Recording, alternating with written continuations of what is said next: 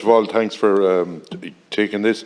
In relation to this, Minister, appointments of people is very questionable. Also, there is clear messages, and the people that have given us the evidence, there is clear messages from the top to the middle to the bottom of what went on and transcripts. Ye have all them in your possession. There is allegations made against the people at the bottom. But I'll tell you one thing, Minister, the one thing ye should do is appoint a retired High Court judge, an independent person, to look at this, because from everything we have seen, it stings from the high heavens. Thank you. And thank you very much, Deputies Ring and Fitzmaurice and Kenny. So I welcome the opportunity to once again set out the factual position in relation to these matters. I can advise that a number of protected disclosures, mostly anonymous, have been made in relation to Inland Fisheries Ireland, IFI, to the Department and to IFI itself.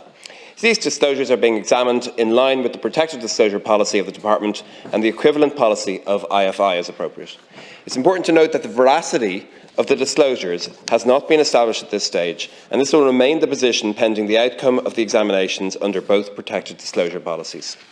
I'm advised by IFI that allegations of serious wrongdoing made in the original anonymous disclosure earlier this year against a senior member of IFI staff has been the subject of a separate, independent internal investigation in IFI, which is now concluded.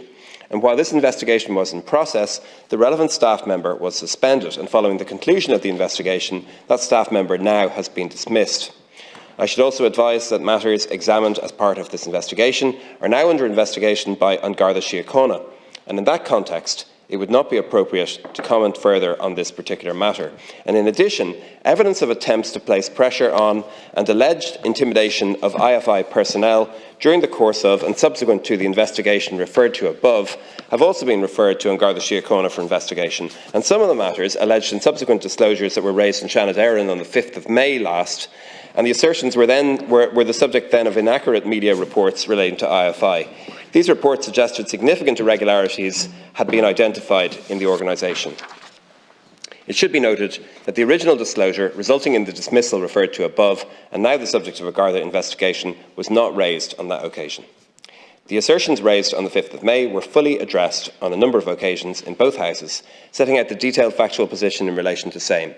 The fact is that these particular issues have been previously considered and addressed through inter alia, the then Chair's statutory statement of internal control, through external audit reviews, through correspondence between IFI and my department, and IFI Board's own assessment of these matters, which my department has accepted. The Chair's statement on behalf of the Board indicates that issues identified have been addressed, and that IFI assets are being appropriately managed, and that other allegations can be fully refuted by IFI. I want to reiterate that I and my department have fully accepted the assurances of the Board in this regard. Now, separately, Minister Ryan appointed Mr Conleth Bradley, Senior Counsel, under Section 18 of the Inland Fisheries Act 2010 to carry out a review of the exercise by the Board of its functions under the Act. The report of the review carried out by Mr Bradley was sent to the Board and discussed at a meeting between the Board and officials of the Department on the 26th of October, where it was agreed that the review was warranted and that all the recommendations therein were accepted by the Board, and it was agreed that the Board would implement all of these recommendations. The primary focus of the Minister, the Board and the departmental officials is to implement the recommendations and to work in close collaboration with the Executive and Board of IFI for the benefit of the entire inland fisheries resource. Thank you. Yeah, I agree with my Deputy Ring. An independent person needs to come in. What you're referring to is it goes back to IFI and they look at it and comes out again. Forget about that, because the problem is too deep. And second of all, you've said how different letters came in or whatever. On the files, the people that sent files or gave the files signed their names to them. This isn't hidden. This is out in the open. There is a transcript of everything that went on. This isn't wonder stuff that you have to investigate morning, noon and night. It is there in black and white, and it needs someone from outside. And if someone from outside doesn't go in, that's totally independent.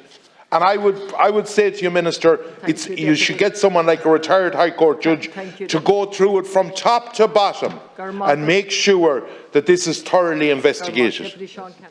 Thank you, Last Corda. And Deputies, I do acknowledge the strength of feeling from all three of you and that you're from different constituencies and that you mean what you say. But I should be very clear that the process is by no means over. that there are a number of Garda investigations, and that the latest protected disclosures, which were mostly anonymously made in relation to IFI, are still being examined.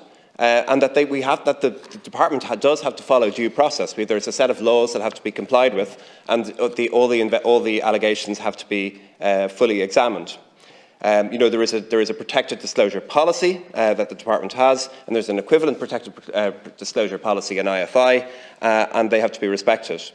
I also want to say again that the veracity of the disclosures has not been established yet at this stage, pending the outcome of the examinations of these protected disclosures, and the persons against whom unverified disclosures have been made are entitled to fairness and due process. And as you know, there is a presumption of innocence in this country, and you would expect to receive that for yourself and for your own constituents.